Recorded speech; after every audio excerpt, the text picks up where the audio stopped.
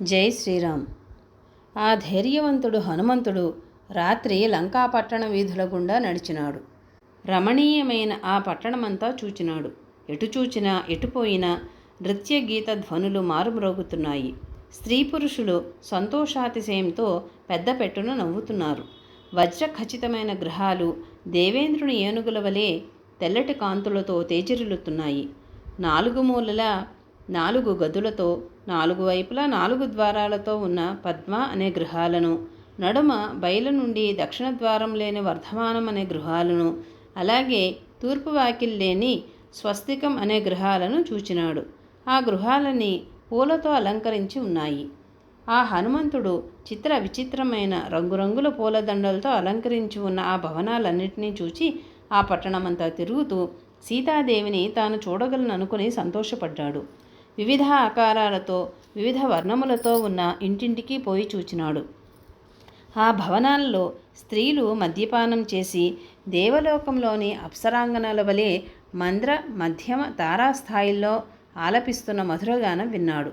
ఆ గృహాలలో స్త్రీలు మెట్లు ఎక్కేటప్పుడు దిగేటప్పుడు అయ్యే కాలి అందల చప్పుళ్ళు, మొలనూళ్ల చిరుగంటల చప్పుళ్ళు, వీరపురుషులు తమ పరాక్రమం చెప్పుకుంటూ భుజాలు అరచేతులతో చరుచుకుంటున్న చప్పుళ్ళు, యోధులు సంతోష అతిశయాలతో అరుస్తున్న అరుపులు విన్నాడు. ఆ హనుమంతుడు అలా పోతూ రాజవీధిలోని రాక్షస సైన్యాన్ని చూసినాడు. ఆ సైన్యం మధ్యభాగంలో ఉన్న అనేక మంది రాక్షస సంచారులను చూచాడు.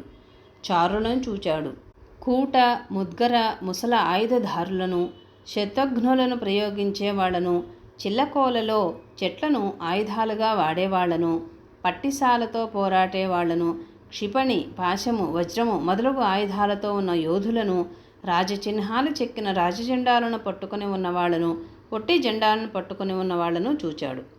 లంకలో రకరకాల అలవాట్ల మూలబలంగా ఉన్నాయి. వాళ్ళు చేసే పనుల ద్వారా వారి ఆయుధాలు తెలుస్తాయి.